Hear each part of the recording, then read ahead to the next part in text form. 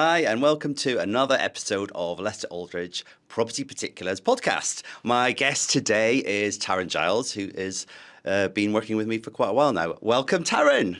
Thank you for having me. So, Tarron, tell everybody what you do at Lester Aldridge and how long you've worked with us and who you are. Okay, so I'm a senior associate in the residential property team based in our London office. Yeah. I have worked with you and John for coming up to 6 years. 6 I years. think. Oh, Yeah. my goodness. At two, Actually, no, maybe might more. be longer, 7 years. Maybe. Yeah, because we're coming up for 5 years here. Yeah, so Yeah. 5 years at Lester Aldridge, and then my a couple of years goodness. before that. How have you survived so long working with us? You're not that bad. But So, you yeah. but you started as a paralegal. So what's your journey been to now paralegal to senior associate? I started out about 2 weeks after my last uni exams with you as a paralegal. First legal job? First legal job, first proper office job. Oh my goodness, I remember. And then, after about 8 months, I think you kindly offered me a training contract. Yeah. So I started that. And then actually about 18 months into that, we moved over to LA, the whole team. And then I qualified as a solicitor here. And that was, 4 and a bit years ago. Wow. And now I'm senior associate. Senior associate, So, yeah. but you were promoted to associate first and then senior associate. Yeah, so I was promoted to associate 2 years ago and then senior associate last year. Amazing. And that's because you are one of our top team members and top billers and our star. And what kind of work are you involved in with us here in the property team? So, as I said, mostly residential property based, sort of prime central London. And I do a lot in southwest London, Clapham, Battersea, Wandsworth areas, just because that's where I'm based. Okay. So I know the area quite well. Yeah. That seems to work. Cool. So, Tarron, when we have selling clients selling properties, it can get quite stressful, obviously. What is your ideal client for selling a property? So I would say clients that get in touch right at the beginning of their journey in selling their property. Yes. I think if agents introduce sellers when they're first listing the property, that sets you up well for the rest of the transaction because it means, we can collate all of the paperwork. There are lots of forms for sellers to complete at the beginning, so making sure that they're all completed, and especially with leasehold properties, we've checked the leases for any sort of specific requirements. I think that sets sellers in good stead to make sure that we've got that contract pack ready to go when the memo comes out. Yeah, that's a great feeling, isn't it, when we have selling clients and you get the memorandum of sale and then the same day we send a contract pack out. Yeah. It's so good, isn't it? Yeah, it is, yeah. And so going on from that, which is quite topical now, is that we have this new property information form that's like we started to use it, but it's not, you don't have to use it quite yet. Is that right? Yes, I believe so, yeah. I think it's June or something. It's but that's in our system, yes, so we automatically use it. But it's changed a lot, hasn't it? It's changed a lot, yeah. It's sort of doubled in length. Yeah. I think there are a lot of questions in there which cover off questions that clients may have asked. Yeah. Which I suppose is good from a buying point of view. But it does mean that sellers will no doubt need a bit more assistance in filling out the forms. So again, another good reason to instruct solicitors right from the outset.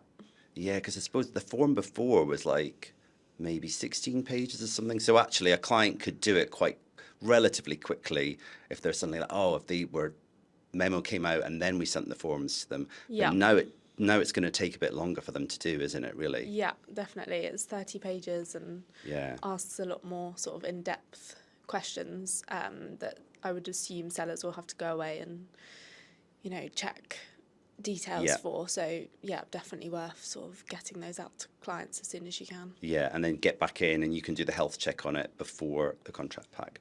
Yeah. And so they still need to fill that one in even if it's a leasehold property. Yes. But then now with our leasehold properties, like we often find the next hiccup is the kind of the management packs that we have to get for clients. Yeah. So yeah, management companies, freeholders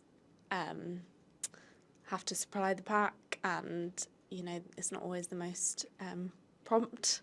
No. So again, another really good reason to get sellers instructed early means we can contact the necessary companies, find out what the fees are, find out what their turnaround times are, and then you can factor that all in with your clients, whether they still wait until they've got a buyer or whether you look at ordering that before.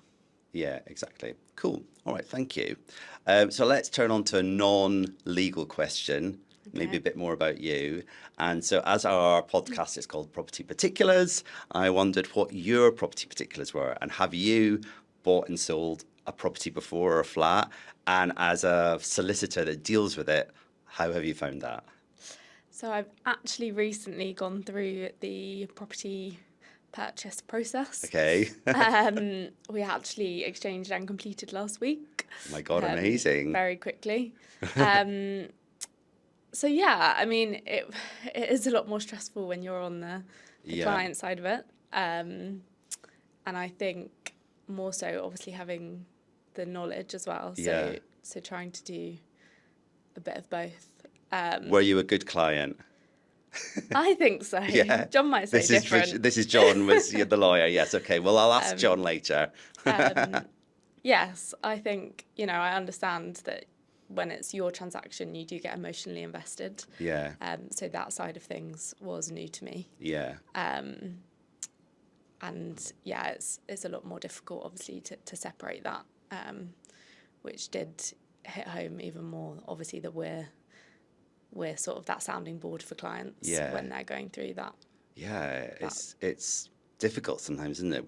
We are not just lawyers. We are kind of helping our clients get their dream homes or like moving to the next stage of their life, moving areas. So we become a bit, I don't know, a bit like a counsellor sometimes. Yeah, and I suppose it's like the biggest investment that some people will make in their lives. So that bit of it is quite scary. Yeah, exactly. Well, I'm sure you were an amazing client.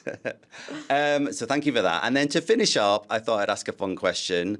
And like, what would be your fantasy property or fantasy location or fantasy fixture within a property that you need, which is maybe you've got them all already with this new transaction you've just done? God, what a question. I feel like, and this is probably a bit left field, but I feel like I'd love a sort of a house in the mountains. Oh, yeah. In the UK? No, like the Swiss Alps. Yeah. Somewhere like that. Amazing. With, you know, loads of land. Hot tubs, swimming pool. Bring it on. I love it. Yeah, okay, cool. Beautiful in the summer and then skiing in the winter. Yeah. Work remotely. Yeah. We'll all come over. Not too far away. Yeah. Tarron, thank you for joining us today on this episode of Property Particulars. If you would like to see more of our Property Particulars podcast, then please follow us on our Instagram, Lester Aldridge Property, and stay tuned for more.